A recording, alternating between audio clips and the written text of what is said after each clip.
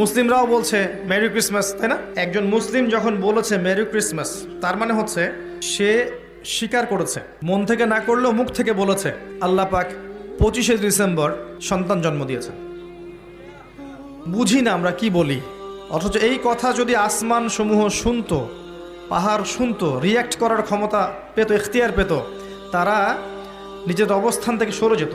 শোনেন, যখন নূহ আলাইহিস সালাম ছিলেন তিনি মুসলিমই ছিলেন এবং তার ধর্মের নাম ইসলামই ছিল। যখন ইব্রাহিম আলাইহিস সালাম ছিলেন তার রিলিজিয়নের নাম ইসলামই ছিল, তিনি মুসলিমই ছিলেন। দাউদ, সুলাইমান, ঈসা, মূসা, শুআয়ব, হুদ, সালেহ, মুহাম্মদ সাল্লাল্লাহু আলাইহি ওয়াসাল্লাম, কোনো নবী মুসলিম ছাড়া অন্য কিছু ছিলেন না। ইসলাম নতুন কোনো ধর্ম নয়, বরং সৃষ্টির শুরু থেকে এই ধর্ম চলে আসছে। কথা কি বুঝতে পারছেন? আল্লাহ পাক এই সূরার মধ্যে বলেছেন ওয়ামা ইয়াবতাগি গায়রাল ইসলামি দীনান ফালা ইউকবাল মিন, কেউ যদি আল্লাহর এই দিন ইসলাম ছাড়া অন্য কোনো দিন তালাশ করে ফালা ইউকবাল মিন, লা ইউকবালা, কোশ্চিন কালেও এটা তার কাছ থেকে কবুল করা হবে না। উত্তর পেয়েছেন? ইসলামের বাইরের গুলোর কি হবে? এটা উত্তর। কোরআনে আল্লাহ পাক এটা বলেছেন, সূরা আলে ইমরানের মধ্যে আছে। আল্লাহ আরো বলেছেন যে তবে কি তারা জাহেলিয়াতের হুকুম তালাশ করছে? আফা হুকমুল জাহেলিয়াতি ইয়াবগুন ওয়া লাহু আসলামা মান ফিস সামাওয়াতি ওয়া মান ফিল আরদ তাওআন আও কারহান ওয়া ইলাইহি ইরজিউন।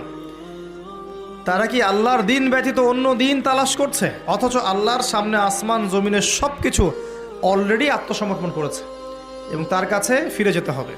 এই আয়াতগুলোতে বোঝা যায় ইসলাম একমাত্র গ্রহণযোগ্য রিলিজিয়ন আল্লাহর কাছে। অন্য কিছু তালাশ করলে আপনি কবুল করাতে পারবেন না। হ্যাঁ, আপনি যদি ভালো কাজ করেন তাহলে সেই ভালো কাজের প্রতিদান আল্লাহ এই দুনিয়াতেই দিয়ে দিবেন, পরকালে তার কোনো অংশ থাকবে না। নবী সাল্লাল্লাহু আলাইহি ওয়াসাল্লামের সামনে ওমর রাদিয়াল্লাহু আনহু একদিন তাওরাত পড়ছিলেন, এমনি পড়ছিলেন। উনি কি তাওরাতে বিশ্বাস করতেন এমন? তাওরাতের অনুসারী ছিলেন এমন না, এমনি ভালো লাগা থেকে পড়ছিলেন, জাস্ট পড়ছিলেন। নবী সাল্লাল্লাহু আলাইহি ওয়াসাল্লাম এই দৃশ্যটা দেখে রাগে তার চেহারা লাল হয়ে গেল। তিনি বললেন, ইয়া ওমর, হে ওমর, তুমি তাওরাত পড়ছো? আমার সামনে তুমি তাওরাত পড়ছো? লাউ কানা মূসা হাইয়ান, যদি মূসা যার উপর তাওরাত নাজিল হয়েছিল, এই মূসা যদি এখন জীবিত থাকতো